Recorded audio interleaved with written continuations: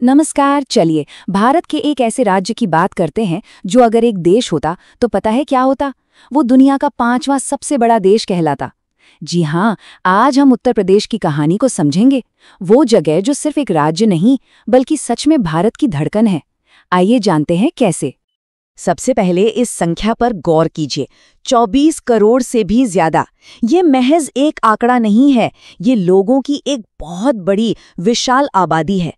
जरा सोचिए, अगर उत्तर प्रदेश एक अलग देश होता तो आबादी के मामले में ये पाकिस्तान और ब्राजील जैसे बड़े बड़े देशों को भी पीछे छोड़ देता।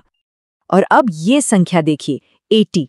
ये है उत्तर प्रदेश की लोकसभा सीटों की गिनती, जो भारत के किसी भी दूसरे राज्य से कई कई ज्यादा है। इसका मतलब साफ है, जो भी पार्टी यहाँ जीती है, राष्ट्रीय सरकार बनाने में उसकी भूमिका सबसे ज्यादा अहम हो जाती है।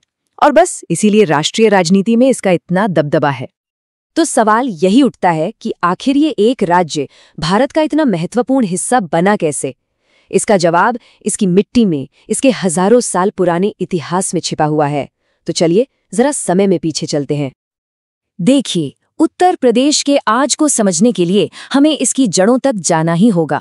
ये वो जमीन है जहां बड़े बड़े साम्राज्यों ने जन्म लिया, जहां से धर्मों का प्रसार हुआ और जहां से क्रांतियों की पहली चिंगारी भड़की।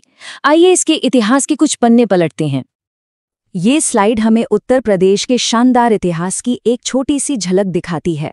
प्राचीन महाजनपदों से लेकर मौर्य और गुप्त काल के बौद्ध केंद्रों तक और मुगल साम्राज्य के एक अहम प्रशासनिक गढ़ से लेकर 1857 के स्वतंत्रता संग्राम की आग तक, हर युग ने, हर दौर ने इस भूमि पर अपनी एक गहरी छाप छोड़ी है।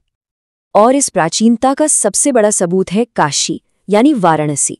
इसे दुनिया का सबसे पुराना, लगातार बसा हुआ शहर माना जाता है। जरा सोचकर देखिए, एक ऐसा शहर जहां हजारों सालों से जीवन और परंपरा की धारा बिना रुके बहती आ रही है। इतिहास की इतनी गहरी नींव पर जाहिर है एक बेहद जीवंत और विविध संस्कृति का ही निर्माण होगा। तो चलिए अब उत्तर प्रदेश के इस सांस्कृतिक बहुरूप दर्शन यानी इसके कल्चरल कैलेडोस्कोप को देखते हैं। यहाँ की कला और शिल्प की तो बात ही कुछ और है। कत्थक के घुंघरुओं की खनक से लेकर दुनिया भर में मशहूर बनारसी साड़ियों की चमक तक, और लखनऊ की चिकनकारी की नजाकत से लेकर मुरादाबाद के पीतल के काम की कारीगरी तक, सच में यहाँ के हर कोने में कला बसती है। और ये जो विविधता है ना, ये सिर्फ कला में ही नहीं बल्कि यहाँ की जबान में भी है। हिंदी और उर्दू तो हैं ही, पर अवधी, ब्रज और भोजपुरी जैसी बोलियां यहाँ की रोजमर्रा की जिंदगी में एक अलग ही मिठास घोलती हैं। और हर बोली अपने साथ एक अलग साहित्य और संगीत की दुनिया लेकर आती है। तो चलिए अब अतीत से निकलकर वर्तमान में आते हैं और ये देखते हैं कि आज इस विशाल राज्य की अर्थव्यवस्था का इंजन आखिर चलता कैसे है। जैसा कि ये चार्ट दिखा रहा है, कृषि आज भी इस राज्य की अर्थव्यवस्था की रीढ़ है, जिसकी हिस्सेदारी लगभग 45% है। लेकिन असली कहानी इस बदलाव में है। देखिए कैसे उद्योग, आईटी और पर्यटन जैसे नए क्षेत्र तेजी से अपनी जगह बना रहे हैं और पूरी अर्थव्यवस्था को एक नया रूप दे रहे हैं। तो यहाँ उत्तर प्रदेश की अर्थव्यवस्था के दो अलग अलग चेहरे एक साथ दिखते हैं। एक तरफ इसकी पारंपरिक ताकत है, गन्ने के लहलहाते खेत, कानपुर का चमड़ा उद्योग और भदोही के मशहूर कालीन। और दूसरी तरफ भविष्य की तस्वीर है, नोएडा और लखनऊ के चमकते टेक हब्स और दुनिया भर से यहाँ आते पर्यटक। ये परंपरा और आधुनिकता का एक कमाल का संतुलन है। तो इन सब बातों का सार क्या है? सार ये है कि उत्तर प्रदेश को भारत का एक लघु रूप यानी माइक्रोकॉज्म कहा जा सकता है। एक ऐसी जगह जो अपने आप में पूरे देश के इतिहास, उसकी विविधता, उसकी चुनौतियों और उसके भविष्य की संभावनाओं को समेटे हुए है। जो उत्तर प्रदेश में होता है उसका असर पूरे भारत पर पड़ता है। और अंत में ये तस्वीरें, ये सिर्फ स्मारक नहीं हैं, ये भारत की पहचान का एक अटूट हिस्सा हैं।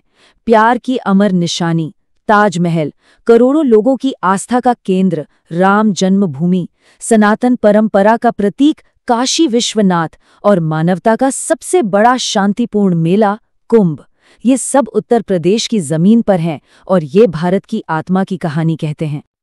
तो सवाल यही है, इतनी बड़ी आबादी, इतनी राजनीतिक ताकत और इतनी गहरी सांस्कृतिक विरासत के साथ उत्तर प्रदेश भारत के भविष्य को कौन सी दिशा देगा?